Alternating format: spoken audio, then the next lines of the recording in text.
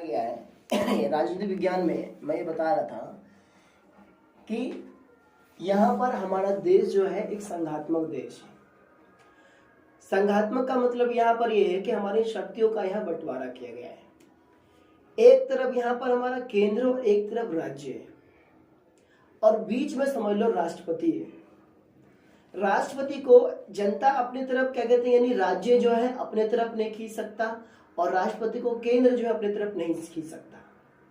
इसीलिए राष्ट्रपति का चुनाव केवल जनता नहीं करती, डायरेक्ट यानी प्रत्यक्ष चुनाव नहीं होता। किसका? राष्ट्रपति का। राष्ट्रपति का चुनाव जनता के द्वारा नहीं होता है और इसमें जो सदस्य जो चुनाव करते हैं, यानी कौन सदस्य? लोकसभा और विधानसभा का सदस्य और दिल्ली और पांडिचेरी विधानसभा के सदस्य ये चुनाव करेंगे। मान लेते हैं कि यहाँ पर राष्ट्रपति के पद पर 4 लोग खड़े हुए, राष्ट्रपति के पद पर 4 लोग चुनाव में खड़े हुए।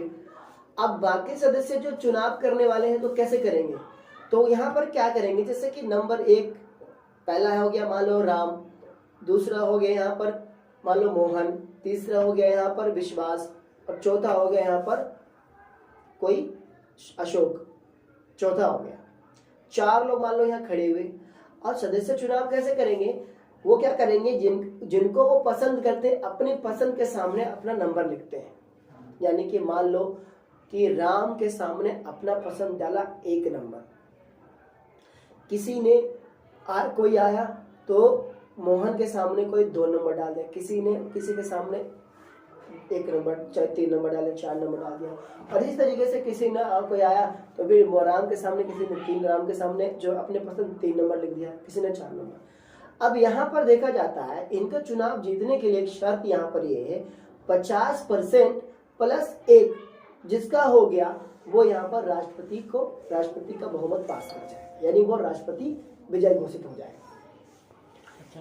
50 प्लस 1 यानी कि ये मान लें कि 1000, अगर टोटल 1000 वो कहते हैं कि वोटिंग है, मत है, तो 1000 में 500 प्लस 1 जिसका आ गया वो यहाँ पर विजय घोषित हो जाएगा।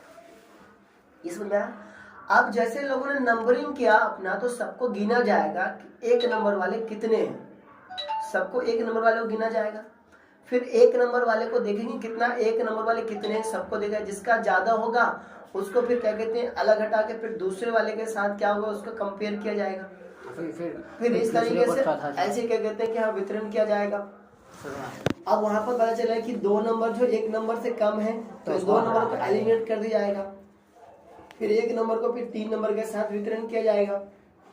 फिर पता चलेगा मान लो 1 नंबर क्या कहते हैं गिनती किया दोबारा तो पता चला 1 नंबर का क्या कहते हैं कि गिनती कम पड़ गया और 3 नंबर वाले का ज्यादा हो गया, 1 में हटा दो तो फिर 1 वाले को हटा देंगे, फिर 3 वाले को 4 वाले के साथ किया जाएगा और 4 वाला जीत जाएगा और 4 वाला की जीत जाए। अब मान लो यहाँ पर 4 वाला के साथ 3 नंबर तो पता चलेगा 4 नंबर वाले का भी कम हो गया तो 3 नंबर वाले को जिसका 3 नंबर में जो भी आया होगा चाहे वो मोहन है या जो भी है तो उसको वहां पर क्या थे विजय घोषित कर दिया जाएगा। ये तरीका मैंने बताया आपको अनुपातिक प्रतिनिधि प्रणाली में एकल संख्यमंडलीय मत प्रणाली के द्वारा चुनाव की प्रक्रिया यहाँ पर समाप्त होती है।